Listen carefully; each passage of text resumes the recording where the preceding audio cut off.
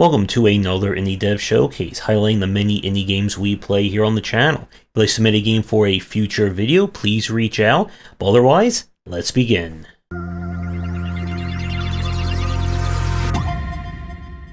We are starting things off with Power of 10. The footage here is taken from the 1.0 release that was at the beginning of 2023, and the game has been updated since with additional content that we have not had a chance to check out. This is a space action roguelike, where we are trapped many miles away from home after a jump drive incident. In order to get back, we must explore one solar system at a time and try and help out the people there. Each system is procedurally generated, as you must fly around and harvest crystals in order to power the planetary shields of any habitable planet. All the while, you must also manage your weapon resources, try and get any upgrades that you can, and prepare for any invading armadas. At random points of the play, you will be invaded, and you must protect the planets from any enemies that are trying to kind of bomb them to death, while of course keeping your own ship alive. You'll find different weapons, sub-weapons, and so on, and everything is kind of dictated by the different ammo types that are in the bottom left-hand corner. As you'll play, you'll unlock more ships, and the solar systems will get more complicated, and the armadas will get more challenging to deal with. All in all, this is a pretty solid roguelike. I didn't quite see, the amount of variance that this game could have in store, as your objectives seem to remain the same from system to system. But if you are a fan of a space action roguelike and have some very chill flying until the lasers and the pew-pewing starts, then you should check this one out. We come back down to Earth for Welcome to Empyreum. The footage that you're seeing is taken from the demo that we played and may not represent either the current version or the current demo. This is a up to 4-player co-op cleaning party style game. We are trapped in a hotel that's taking away the thing that we love the most, and in order to get it back, we must meet the demands of the hotel that apparently involves lots and lots of cleaning.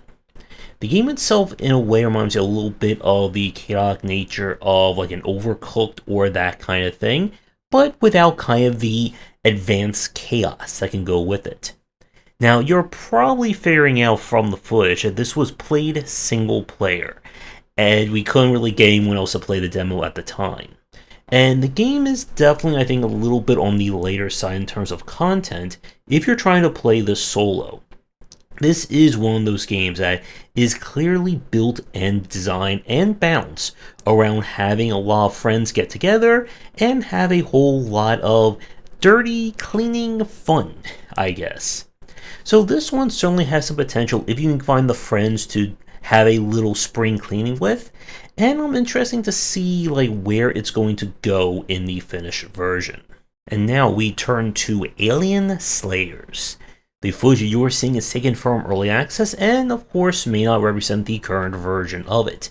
This is Vampire Survivor by way of sci-fi. We are traveling to alien planets and must deal with all the angry inhabitants by way of, well, shooting and launching lots and lots of weapons at them. Now, this is definitely more in vein of the Vampire Survivor style where you're not directly aiming your guns. They're all firing on their own and your job is to move and dodge out of the way of everything that's coming to get you. The weapons did feel good to use, and there is a decent variety that you can make use of. With that said, if you're hoping for anything brand new to the Bullet Heaven formula, I really didn't see that in this one. There's of course persistence in the form of unlocking new features, stats, and so on using your gold, and this one seemed like a generally good Bullet Heaven. If you are a fan of the genre and looking for the sci-fi take on it, then you should at least give this one a try. And now we have Rainworld Downpour. Now if you missed this, Rainworld was released a few years ago as a very challenging kind of survival roguelike adjacent style game. It's very original, not only in terms of the content and structure, but of the tech and how you move around in this world. The game was also very polarizing for its difficulty and just very opaque style design. But after the game was released and kind of finished by developers, modders have been working on kind of the super patch to it, and that is the Downpour expansion. The expansion itself not only provides a massive balancing of the main game, adds in its own actual roguelike mode with a procedurally generated areas to explore, new characters to play as with their own unique abilities, upgrades, and more, and is essentially the definitive edition of Rainworld. So we played this, and it still is very much in the original design, warts and all. This is one of those games that you will either really get into, or you are just not going to enjoy. And the game, despite all the work that's been done, still has that issue of onboarding new players to the structure and what you should be trying to do. If you had any liking of Rainworld, then I would recommend you checking this one out because it is just all and above more and original content for the game. If you did not like the original release of Rainworld, then I don't think there's anything here that's going to win you over in that respect. But this is certainly just a well-made expansion by fans to really, I guess, extrapolate more as to what they loved out of the original game. And now for something very different, we are the Caretakers. This is an Afrofuturist grand strategy combat animal conservationist style game. A lot of words in that sentence, I know. You play as a mysterious species of caretakers on a planet. It is their mission to protect the local wildlife from poachers and anyone who would do harm to them over the lifespan and history of the planet.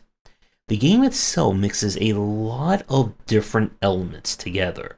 You'll explore the map trying to find clues, upgrade items, and the various enemies you're going to deal with. Your characters will belong to different classes, they have their own personalities, strengths, weaknesses, all that good stuff. And each character will have different kind of attacks that relate to kind of like physical or mental damage, with the goal is to try and take out the opponent or remove their ability to fight you.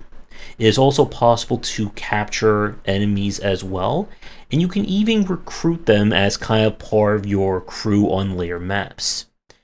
The structure of this is that you'll go through different periods or ages in the planet's lifespan, trying to keep the wildlife alive, and if you fail, you must of course restart your campaign.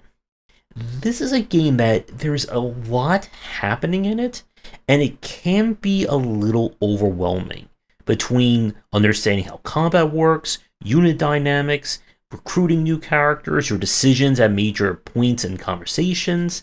The game kind of throws a lot at the player.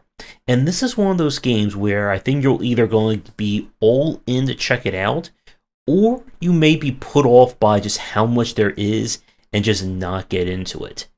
A very original game nonetheless, and I would recommend at least giving this one a check to see if you fall in either the like or dislike column of it. For the last game of today's video, this is Mahokenshi. What we have here is a kind of turn-based deck builder, but in the form of what we see from like a 4X civilization style strategy. When demons and other creatures invade the land, it is up to us controlling several different warriors in order to save the day and beat them back one mission at a time. The structure here is that each character is essentially their own class. They'll have access to different cards, different upgrades, and all that good stuff. The maps themselves are played out hex grid style. Your job is to complete whatever missions for each area, along with bonus ones if you so choose. As you explore on the map, you'll find points of interest. Enemies will wander freely around the map or stay in specific spots, and just like in Civilization, you will engage them on the map here. There's no kind of tactical or strategic layer. So your cards run the gambit of various abilities. They may change your attack properties, how you move, how you behave. And your deck itself can be grown as you find new cards, complete new objectives, and so on. Each map is its own set feature, so you're not going to be having like a grand campaign of bringing upgrades from one map to the next. But there is persistence in the form of leveling up your character. This will unlock either starting resources or affect certain properties of their cards.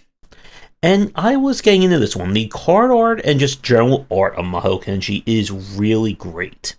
The missions themselves are varied, with different characters also getting certain missions that are unique to them, such as a stealth mission, trying to deal with specific enemies like spawning in and all that.